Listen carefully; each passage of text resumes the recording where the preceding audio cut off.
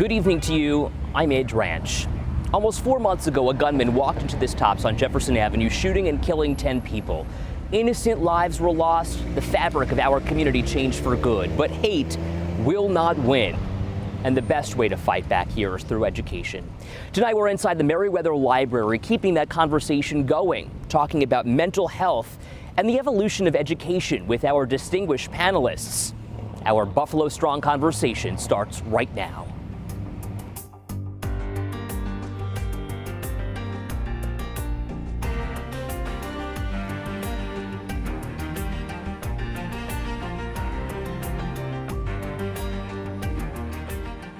Good evening. Thank you so much for joining us once again for this Buffalo Strong conversation. I'm 7 News anchor Ed Dranch. We are inside the Merriweather Library tonight with limited commercial interruption as we continue the conversation in the aftermath of the massacre of May 14th at Tops here on Jefferson Avenue. Tonight we'll be addressing the ongoing mental health crisis that's plaguing not only our community but the community nationwide, and talking about the issues that will prevent us from moving forward and finding the solutions to moving forward to prevent similar incidents like this from happening in the future. I'd like to introduce our panelists here with us tonight. Garnell Whitfield's 86-year-old mother, Ruth, was murdered in that shooting. He testified before Congress, challenging lawmakers to act against white supremacy and the nation's epidemic of gun violence. Dr. Ashley Watson is an education practitioner, a therapist, and a founder of Real Talk, a community-based organization. And Carl Shallowhorn of Mental Health Advocates of Western New York. Thank you all so much for being here. Garnell, I want to start with you here tonight. I want to ask the obvious question to start. How are you doing now, almost 4 months after this mass shooting? Doesn't seem like 4 months. It seems like yesterday. Every day is like that day all over again, quite frankly. We're a day at a time. In terms of what you're seeing in this community, what has the response been, and how has the outpouring of support helped your family? How has the community helped at this point? The community has been amazing.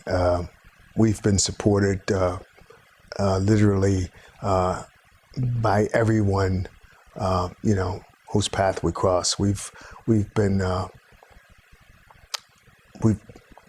greatly comforted by the love and the support shown to us by this community. It is unbelievable how people have banded together and wrapped their arms around us. We are steps away from where that massacre happened. I'm interested in your first thoughts here, having been back here now for one of the first times since that day. Doesn't feel good. I have not been here since the day of the shooting. I've not been back over here. I've not seen the memorials. I've not been in close proximity to it. I've quite frankly avoided it. Was quite shocked and taken aback when I approached the library today, having to walk a little ways up Jefferson, and looked up and saw it. I turned away and came inside. It's that difficult. It is for me. Others are comforted by it. Some family members have visited it, actually, but that's not something that I've done. Tell me why. Why is it for you that you can't come down here?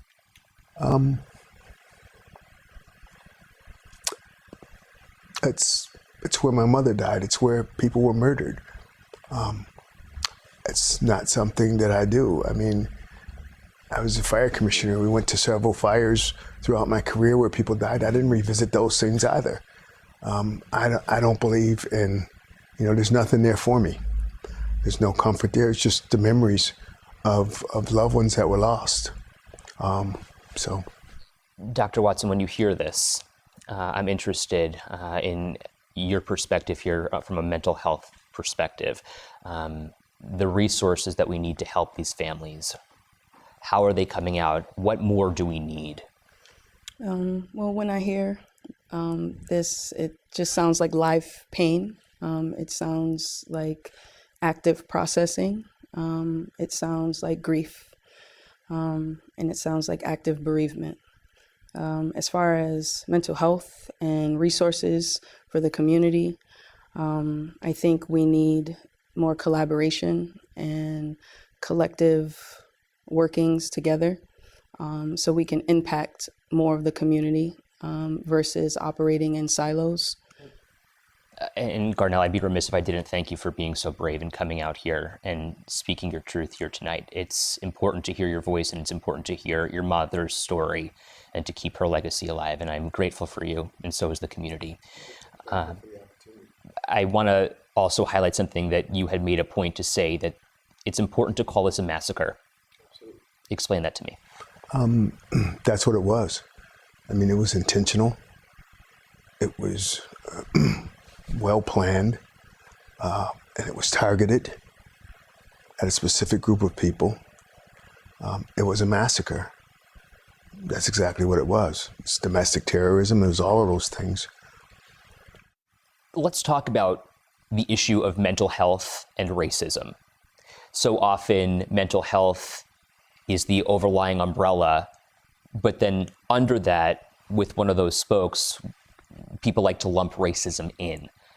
Is it fair to say that racism is a mental health issue? Dr. Shalahorn, I'll ask you that first. So it's interesting you say that way, but I think when it comes to mental health and the idea, like say, of racism, it's very historical. So when you think about the history of African Americans, it goes back, well, beyond 400 years. So there's a history there of whether it be oppression, of just repeated traumas, historical trauma, that has been, I guess you could say, the flames have been fanned by the racism. And of course, I think many people who are in the African American community experience this every day, that perhaps others wouldn't understand. So I think, is racism a mental health issue itself? Perhaps you can separate the two, but in the same respect, there's a connection as far as the effects of racism on a person's mental health. So what is one of those effects? What is the effect of racism on mental health? How is the domino falling? Well, certainly, I think if you just look at simply just anxiety, just being, I'll just give an example, being a black man who's leaving his home, and sometimes you just don't know if you return safely. Just the simple fact of going out and just, being perhaps in other areas and then just realizing that you might be seen as a threat. That creates a sense of pressure, which can result in whether it be other mental health concerns, depression, anxiety, so forth. So I think the effects of racism are certainly present when you talk about the after effects as far as the mental health is concerned of individuals. Have you felt that anxiety, Garnell, as a black man in our community? I felt it every day of my life. Every day of my life. I've been treated differently because I'm black. Everywhere I've gone. It's constant, it's ever present, and it's debilitating. You talked about racism being a spoke under mental health. I would say it's the opposite. I would say that racists are preying on the mental health of a person. The person who did this down the street on May 14th was obviously somebody that was weak-minded, mentally unstable, and he was radicalized by racists. And that's the insidious weapon that they're using now. They're using sick people and they're radicalizing them.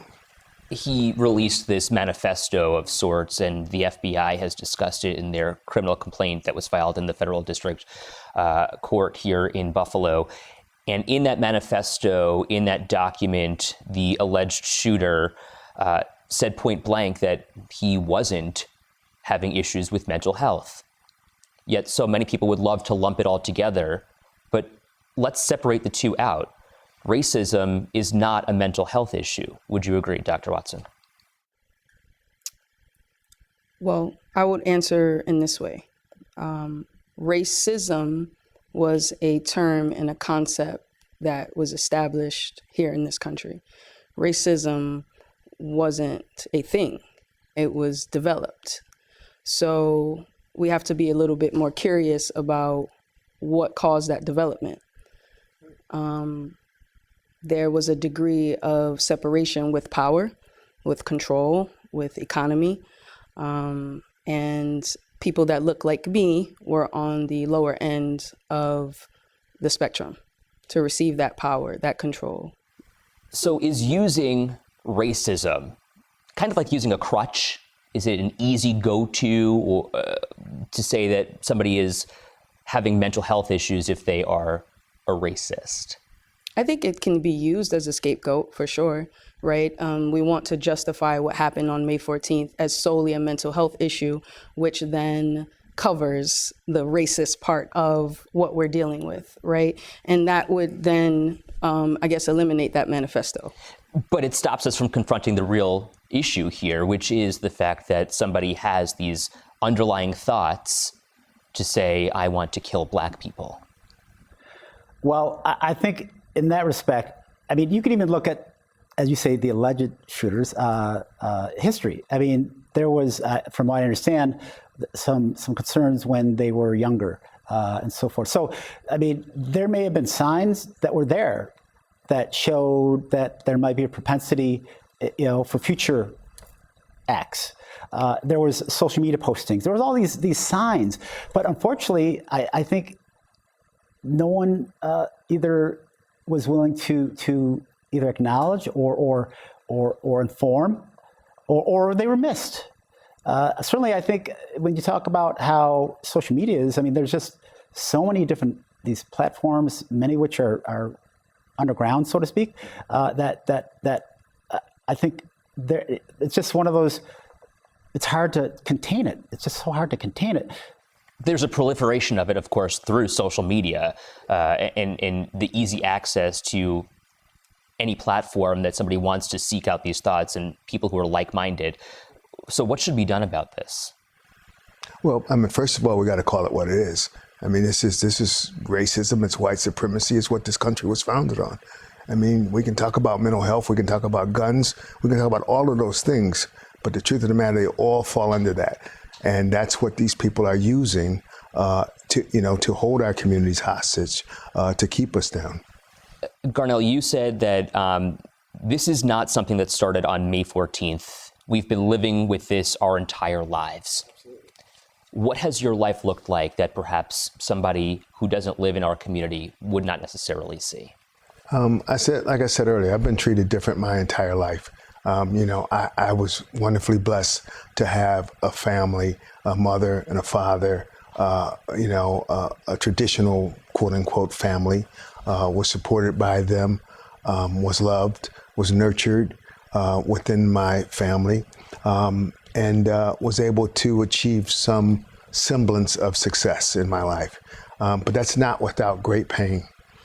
I've been arrested. I've been abused by the police. I've been accused of all manner of things. I've been treated differently in school and everywhere I go, even as the commissioner, even as the assistant commissioner of Homeland Security for the state of New York. My last day on the job, I was given a ticket by a trooper who, and I had troopers on my staff, but a trooper saw fit to give me in a state vehicle just because I was black. He was completely disrespectful. So I'm saying it doesn't matter where we go.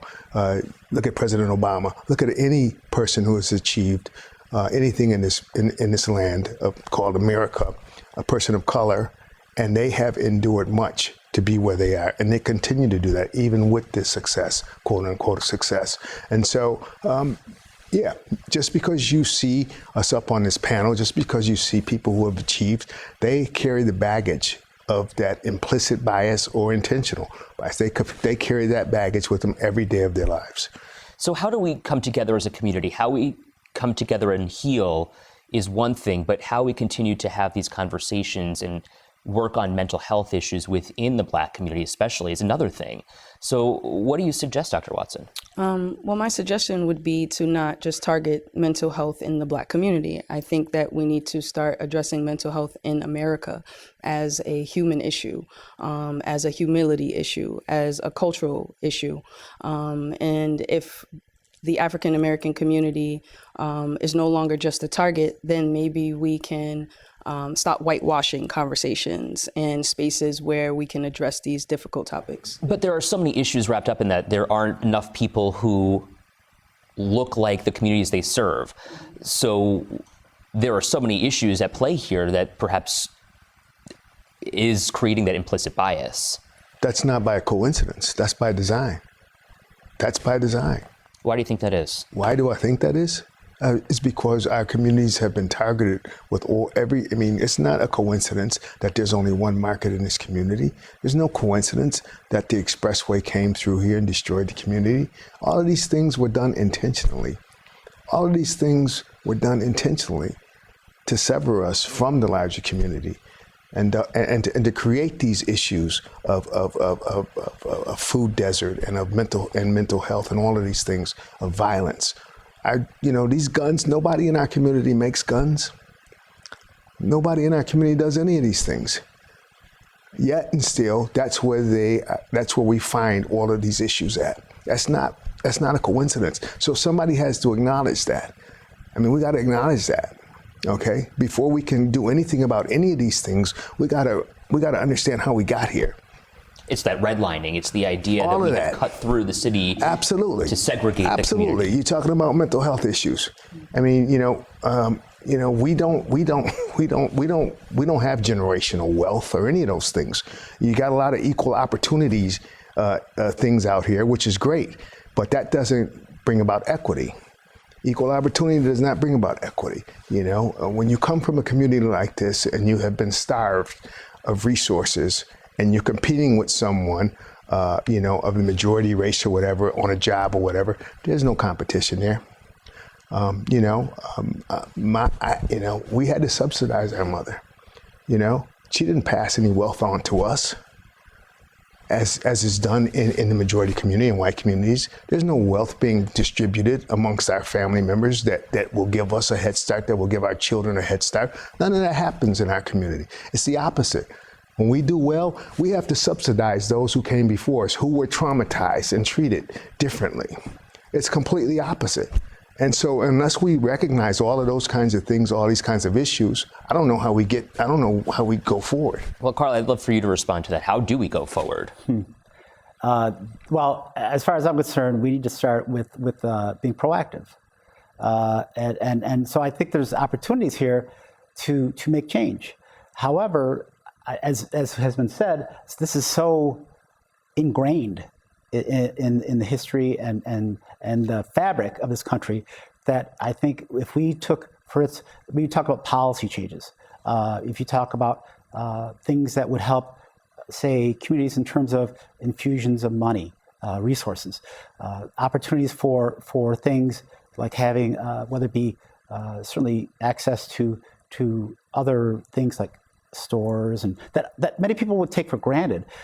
There's unfortunately not things there, and also the ability for people to connect with things like you're talking about, like banking and just to give opportunities.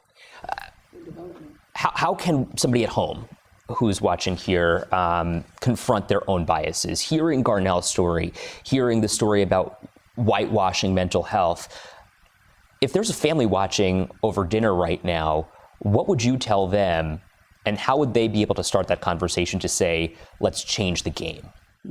That's a great question. For myself, it would be to be curious about race, right? I think oftentimes we approach things in a way that feels unsafe for people. And when it comes down to dealing with racism, we need safety. And safety starts at home, we hope. And so sitting at the dinner table, I think it's a great opportunity to ask younger people, what do you know about racism? Or what race are you? What race is right or wrong, right? And really ask those difficult questions, because we'll get answers. So if somebody answers the question one way and says one race is right or one race is wrong, what's the solution here? The follow-up is, where'd you learn that? Where did you learn that? Because now we can then maybe start to access questions about schooling systems and education, right? What are we understanding about ourselves where we spend most of our time during the day as young people? And I just want to say, too, to your point, the education is critical. If someone isn't aware of another person's culture, how are they even going to begin to understand where a person's perspective is coming from? And doesn't that start in the house? It does, but that too is intentional. Yes, sir. I mean, the fact that we don't learn our history, we don't know our history, or it's been perverted. that's intentional. Again, we're taking books off shelves in America. I mean, you know what I'm saying? This is so. If you're going to be honest about this, then let's talk about our real history. Let's talk about our ancestors, how we got to where we are. Because it's not because we're, bad people. It's not because we don't want to do better.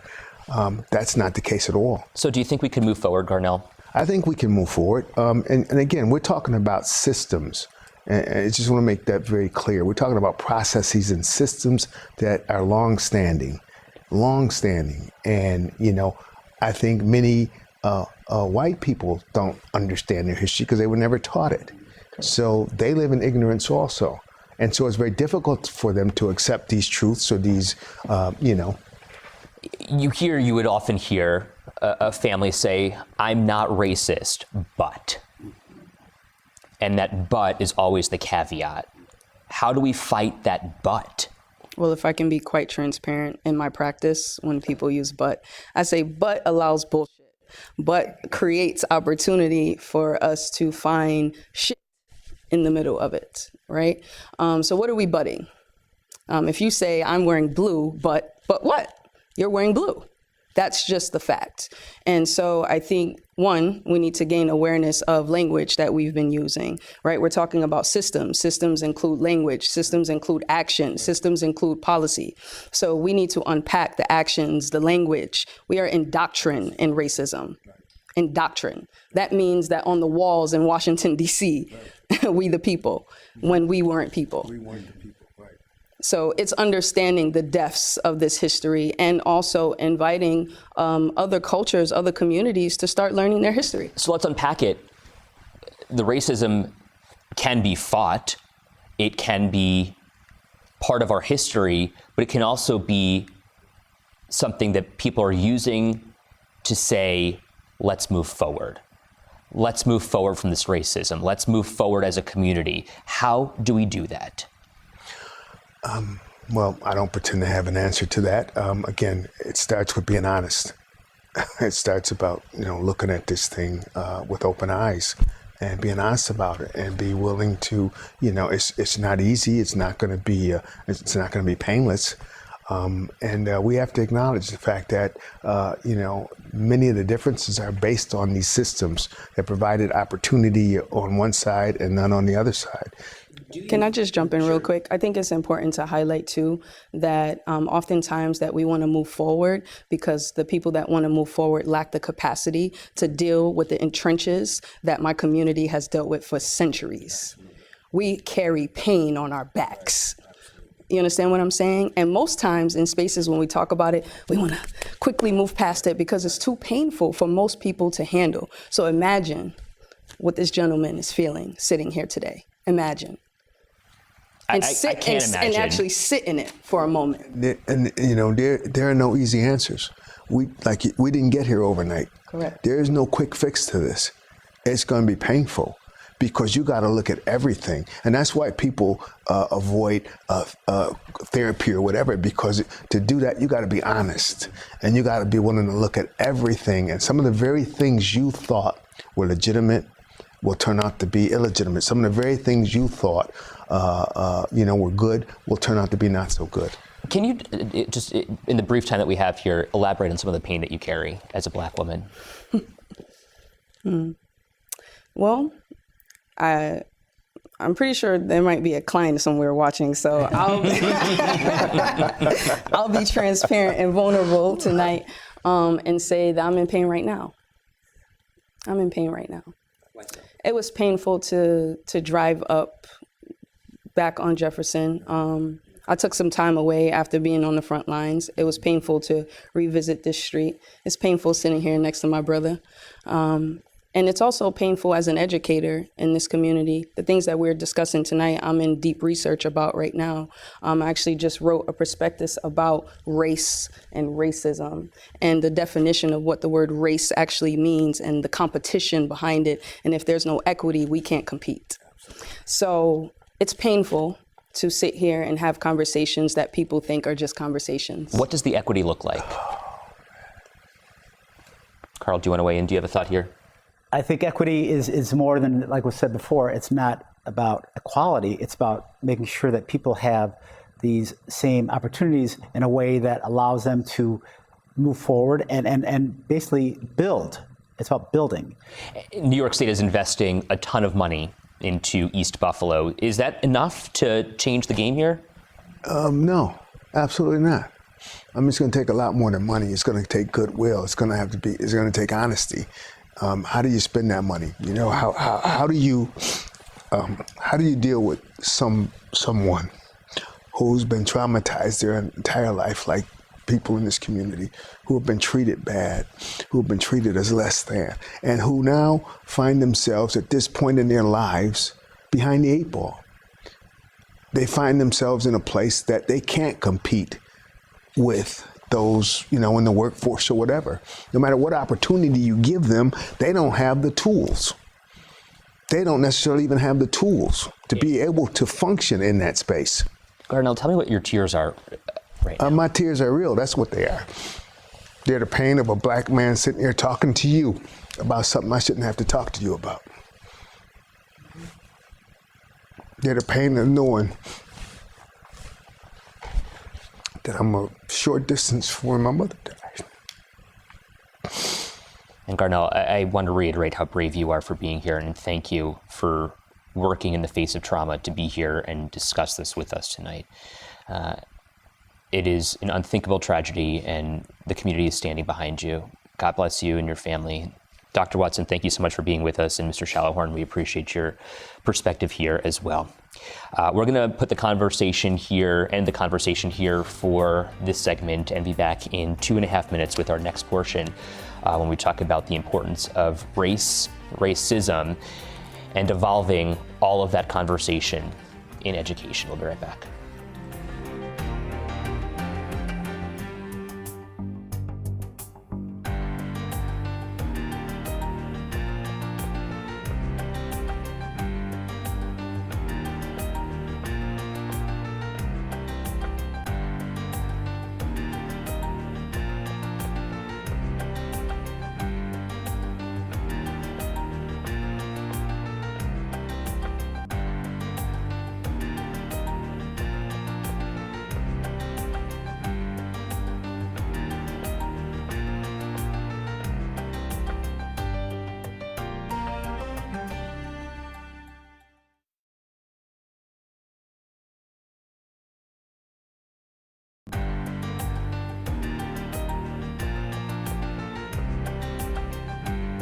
Welcome back to the second part of our Buffalo Strong conversation. We are inside the Meriwether Library, just steps away from where that massacre happened on May 14th at the Tops Market here in Buffalo. In the first half, we were talking about the ongoing mental health needs in our community.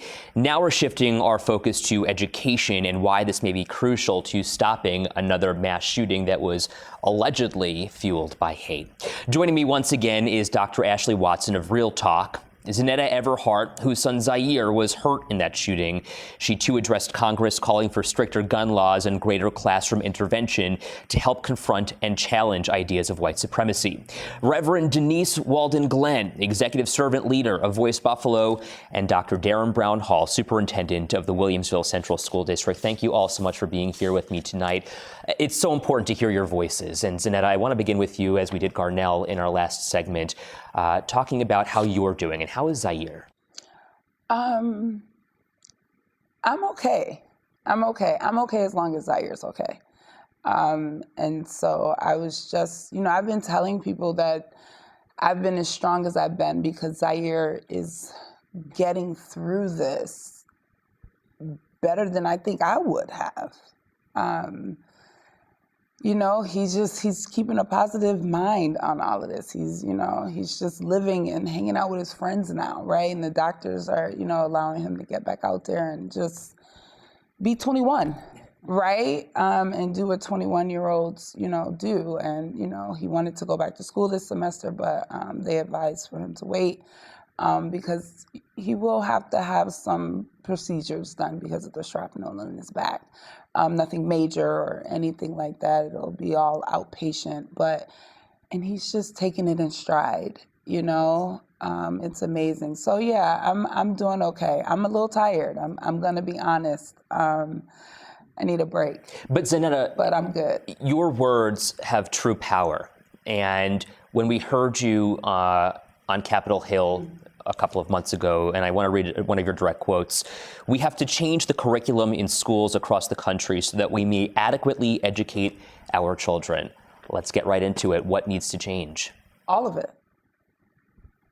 You know, there's groups in this country who are, out here talking about burning books and don't read this book and don't, let's burn the history books and rewrite them. How about that? What needs to be rewritten? The history of the country, right? We have to start at the beginning, right? When we start I remember, I'm sure everyone up here remembers, global studies and history in school. You don't start out learning about slavery and what happened in this country, right? It doesn't start that way. We don't tell the actual truth of what happened to my ancestors in our history books. Children do not learn that in the curriculum nowhere in this country. Now, granted, some school districts have started to implement African American history on their own, in their own classrooms and in their own schools, but why do they need to do that? Why isn't it just a part of American history? Dr. Brown Hall, interesting points here. It sounds like it's a less rewriting, more restructuring. More restructuring, absolutely. And more making sure that we are highlighting the historical aspects and contributions of everyone that contributes to the United States, right? Making sure that we're looking at everything that Black and brown people contributed to the United States. That way, everyone that's sitting in the classroom can get a better understanding and a better picture of the person sitting next to them and what their ancestors contributed to our country, to our world. It's really important. When I hear Ms. Everhart speak, it really resonates with me, and we want to acknowledge the work that the New York State Education Department is doing with their culturally responsive, sustaining education framework and how we're enhancing what our students are learning every day in the classrooms across New York State, and how important that is, because once you know and once you appreciate the Black and brown people in the classroom right next to you, you have a less likelihood of thinking that their life has no value and doing something like what happened on March 14th. Right? So as long as you know these people have value, these people have worth, they have contributed to the United States, you have a less likelihood of trying to just diminish them.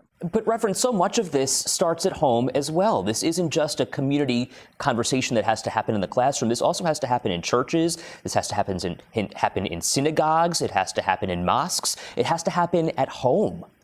Absolutely. In the segment previous to this, Ashley made a reference and she said, a lot of it starts in dinner table conversations. How are you stewarding these conversations with your family? How are you pushing back against ignorance in certain mindsets in your own home? Helping people see all people and see people as whole people and valuable people. And it breaks my heart to say we almost have to restore humanity to certain cultures of people, especially Black people, because so much of that has been ripped from us. But then again, it goes back to the history of our nation. And when we have founding documents that consider someone like myself, who is majority Native and African American, less than human, part savage beast, that then feeds that demon and that narrative of I am not as human as a white woman is, right? And we have to start to address those things. And I'm a strong component of most education happens at home and in community. I think that as a Black mother in America, I gave up in so many ways on the school system actually educating my children a long time ago, and I took on that responsibility. Why did you give up?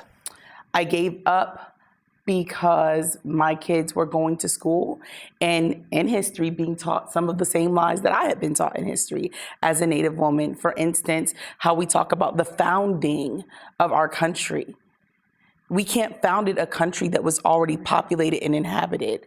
And we give no credit to the Native Americans who were already here for what they had accomplished in this country before it got colonized. And we also don't give credit to African Americans that got brought here and enslaved here for the work that we've done to build this country into the powerful nation that it now is. And that's something that needs to be shifted. And so that's part of the majority of why I gave up. Dr. Watson, do you want to respond here? Yep, I just want to say that goes back to the equity conversation that we were having in the first portion. If we acknowledge what has been built in this country by Black and brown people, by natives, then we will address where we've fallen short and making sure that we all have access. So, Dr. Brown, where are we falling short? As a superintendent of a majority white school district, where are we falling short? So I believe what we have to make sure we're doing are the education of our teachers, right? The professional learning of our teachers so that they can then teach our students the importance of everyone, right? And it's important because when I hear the Reverend speaking, talking about giving up on the school district, there's a lot of what Mary Frances Winters calls unlearning that has to take place, right? So that we can reteach and that students can relearn. But we do that by empowering our teachers and making sure that we have the proper professional learning so that when students go to them, when students are in their classrooms, that they're teaching properly what should be taught so that parents don't have to give up on the school system and parents know that confidently what we're teaching in the classroom is what all students should be learning. Can I add to that? I just want to say too that I think it's about bringing forth cultivating geniuses, as Goldie Muhammad mentions, right? Where we're not just educating and training our teachers to teach at our students, right? Where we're inviting teachers to invite activation of self and the awakening of what is already in these Black and brown students that they're teaching, because they do have wealth of knowledge, and we kind of dumb that down when we saturate them with statistics and testing and things that aren't applicable to most of their lives when they become adults. But that's a good point because Goldie Muhammad also speaks about the criticality, right? So making sure we're teaching students how to look at everything they're being taught with a critical lens and making sure that students and teachers are doing what Dr. Yolanda Ruiz says, that true archaeology of self, right? You have to know where you come from. You have to know what you're bringing to the table to make sure you're not teaching with any implicit bias also, so that all the students who are in front of you, you see the brilliance of all the students in your class. Let me just play devil's advocate here for a second, because there are people out there who are going to be watching this tonight having conversations similar to the ones that we're having, but perhaps on a different level. And they're going to say this woke culture is too much and that we have kind of reached a soft spot in our community. Here we are talking about, activating inner self, and we're talking about finding yourself as a person and checking your implicit bias. That sounds like implicit bias to me. Well, we have to make sure what we're also doing is arming our teachers with the knowledge so that when students come to them, students look for adults for education, for guidance, to make sure that when they're leaving, we have to make sure that when they're leaving our school buildings, they're leaving a better individual, that we're enhancing their global dexterity, making sure that what they leave, the world that they walk into, they're prepared for that. And we can only do that by making sure we're educating the whole child and all parts of the child with all the education that we know, right? We have to make sure we're instilling that into all of our students. And if I may, I want to say when we talk about checking implicit bias, yes, right now we're framing it when it comes to education, but that's across the board. We all have implicit bias. And so there's no shaming in discussing how do we help educators learn how to check their implicit bias. A lot of implicit bias is instinctive, right? It's something that we've learned, and now we're responding to what we've learned, whether we've learned it through experience or we were taught it or it's what kept coming up around our dinner table. Either way, we learn, and now we have this thing built in us, and it's something that we all should be looking to do. I often tell my children, and when I facilitate trainings around bias, I tell people it's not your first thought, but what you do once you realize you had the thought that matters. We need to learn how to, in my faith tradition, I say take those thoughts captive so that we can do the unlearning and the relearning, allowing ourselves to have experiences with people based off those interactions with those individuals and not based off something that had previously happened with someone else. Let's talk about the unlearning here. And Zinette, I want to go back to one of the comments that you made on Capitol Hill. You said, quote, "We cannot continue to whitewash education, creating generations of children to believe that one race of people are better than the other." We have to unlearn that, is what you're saying. Absolutely. And another portion of that statement that I made before Congress was our differences should make us curious, not angry, right? Like, we have to understand in this country that Black people, first of all, Black people are not going anywhere. This is our home, right? And so as humans, Black, white, whatever, ethnicity that you claim, we have to find a way to live with each other. And the way to do that is through education. We have to learn about each other, right? We have to dig into each other's cultures and religions. America, from my standpoint, is the only country in the world that does not teach deep history of other cultures and other religions, right? You have to sign up for those courses. In other countries, those are required courses, right? We have to get to a point where it's not, America, right? Red, white, and blue, white people, right? We have to get to that point where, and I don't understand why we're not there, right? I'm 41 years old. I don't understand why I'm still having conversations that my ancestors had. I just don't get that. And so I feel like education is that piece. And it's starting with children, right? We have to start with yes, we need to teach and we need to arm our teachers, right? And we need to arm leaders of organizations and leaders of businesses in implicit bias training and all the rest of that. But if we start with our children, we can change generations to come. People will say the red, white, and blue, it's the greatest country in the world. But to who? Right? This is America and this is my country, right? And I can criticize it, right? In the words of James Baldwin, right? I get to criticize this country because of the way I'm treated here and the way my people are treated here. So I get to say that it's not the greatest country in the world for a huge population of people. And that's an honest conversation that we need to have. Let's have it right here. Tell Absolutely. us why. Racism. Why am I treated as a Black woman in this country differently than a white woman? What makes us different? Right? What makes us different is that my ancestors were slaves. We built this country on our backs, right? And that trauma has carried over the generational, right? Yeah, we're not slaves anymore, but we have the school to prison pipeline. We have systemic racism, right? I'm not gonna make as much money at a job as a white woman is gonna make. And we have the same educational level, and we have the same, job background. Why is that? That's racism. Why can't I just go out into a rural community and buy a home? Still today, that would be problematic. Dr. Watson, let's talk about the unlearning here. How do we teach this unlearning? Okay, so I'm going to approach this in a very controversial way. I believe that we need to start having more conversations in white homes and within our white families. I also think that within my community, we have to gain awareness of our language too, and sometimes where we can communicate in a way that speaks of more segregation. In terms of what? Just in terms of operating in silos or creating spaces sometimes where we just want to see people that just only look like us. Sometimes that can perpetuate the system cycle as well, and that's conditioning that we have to unpack. But I think more importantly, within white communities, that there needs to be some level of empowerment. I think that there's a threat when white people are engaging with Black and brown empowerment and thriving. It's very evident in this country, Tulsa, Oklahoma bombing and Philadelphia bombings, when we've thrived in our communities and built from the ground up, we've been disrupted, we've been destroyed, we've been genocide.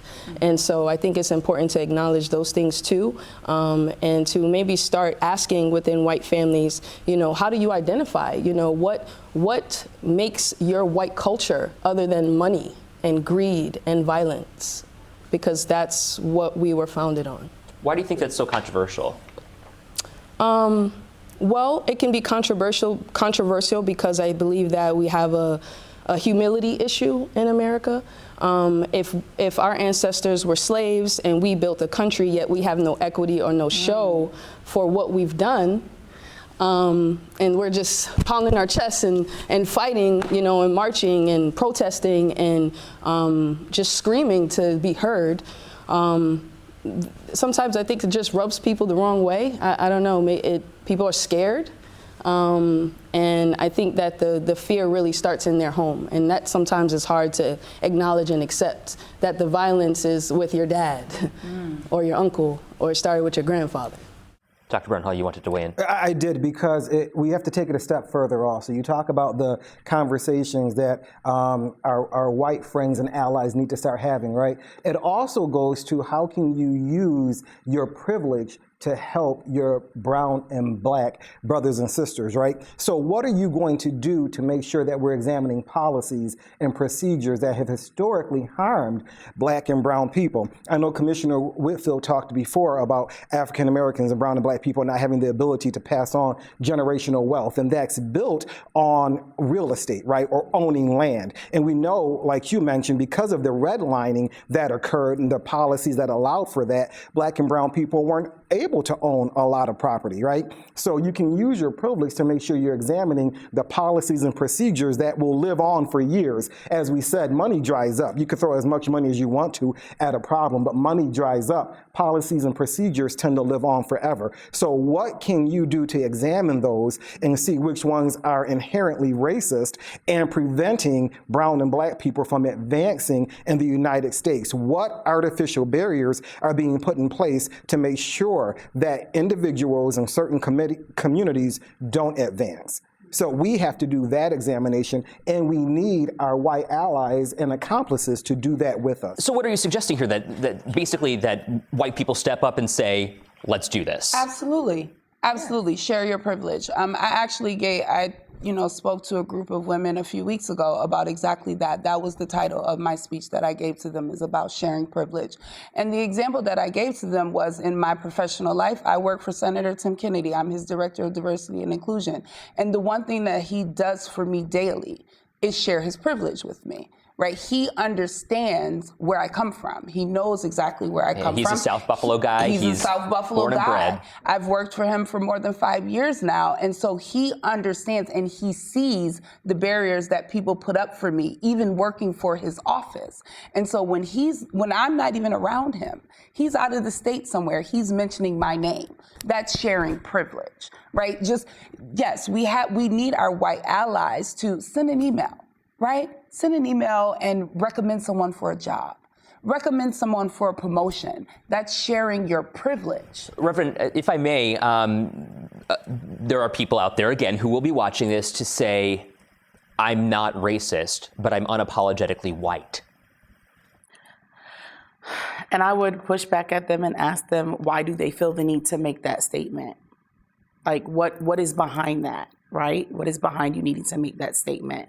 And I just want to circle back really quickly with some things that I heard as we're talking about education and as we're talking about the impacts of it on our future generations. I hear a lot of safety issues in this conversation and a need to redefine safety in our education system and what creates a safe environment for young people to learn in, right? And so I know for me as a parent and as a community leader, when I look at the school environment, one, I still see a lack of cultural understanding, cultural sensitivity, and cultural competency. When we talk about having educators in our school system that are pushing back about wanting to learn and understand and identify their implicit bias, then I have to ask, are you the best educators to be teaching our children and educating our children? And how have we prepared you? And how are we also teaching our children some of those same tactics so that as they go through their life, they're prepared to check their bias? We need to do not just be more trauma informed, but truly have a more holistic and restorative approach in our education. So I'm a practitioner and a trainer of restorative practices. And do I think restorative practices are end all be all? No, nothing is an end all be all. But when we talk about harm that has been done, when we talk about wrongs and offenses, there has to be a measure of restoration in order for us to get to the healing work that's going to move us forward. And what does that look like, especially when we talk about education and we're talking about our children? Because we can sing all day that our children are our future, but if we aren't preparing them to be the future, then we have failed. Dr. Brown, Can I just jump in? Please. I just want to tie in. We were at a White House meeting maybe a week ago, Denise and I, and there was a high school student that mentioned adults, our educators, us, people like us, with privilege, checking in on our mental health and making sure that we are okay. And that's important to the students because we have to have that capacity to use our privilege, to leverage, to create these trainings. And I think that that's a conversation that we're not having often. It's kind of like what Commissioner Whitfield said in terms of reaching a certain successful point and then paying it back to the generations prior. Absolutely. We have to, we take care of, just like he said, right? We get to a point in our lives where, yes, we're Black and we're educated, right? And we're semi-successful, right? And we get a good job. But now we're reaching back because now we have to help family members, right? It's not a situation where I can save all this money for my son and for my grandchildren. I have to worry about my sister and my uncle and my brother, right? And my niece and my nephews, so we don't have those types of opportunities. And that's when we talk about equity, because we don't have the opportunity to build generational wealth because we're dealing with everyone else's traumas on top of our own. Dr. Brown Hall, we can also look to the future, though. Absolutely. And so tell us what your feeling is about the future. And with all of these new regulations from New York State and the new directives when it comes to EDI, equity, diversity, and inclusion, what is your feeling for the future and the teachers who are bringing forward this new generation? I feel that it's promising. Like the Reverend said, we do have a lot of work to do to make sure that our educators are in a good place and that they are able to teach what we expect them to teach. However, I think it is promising because when you look at a school district like mine, we have a very low percentage of teachers of color. But we have teachers who are white who are leading the charge with our diversity, equity, and inclusion. They're not just supporting it, they're championing it. And that's what we need. We need champions, not just supporters. And they're pushing forward. So we know that we have more work on some teachers than others, but we also want to acknowledge the work that has been done and the champions that we have moving that work forward. So that's why I think it's promising looking forward. Zanetta, I want to give you the final thought here. You mentioned again on Capitol Hill, and I want to go back to your testimony here because it was so powerful and it was so important, and it relates to education here. You said, let us not forget to add that horrific date to the curriculum that we teach our children. What do you want from May 14th taught this year? Ooh, Ed, that is loaded. That's why we're here. Right. Listen, there is a lot of history about my ancestors that are not in the history books. I said that specifically because I want children to know what happened on Jefferson, where we are right now. But I also want them to know what the terrorist wrote in his manifesto, right? And I want them to see how he was radicalized, right? I want the court cases in the history book. Everything that comes out in court, all of it should be in the history books. Because if we're not telling the full story of 514, we're doing our country a disservice. We have to stop not telling. We didn't tell the full story of Tulsa, right? Until years and years and years later. We have to tell the whole story the way it happened. And that's how we change this country. We have to tell the whole story and all of it, and that's it. I want to thank each of you again for participating in our Buffalo Strong conversation tonight. We'd also like to thank the staff at the Merriweather Library for hosting this panel discussion. For all of us at 7 News, WKBW, I'm Ed Dranch. It is my distinct honor and privilege to be here with you tonight. Good night.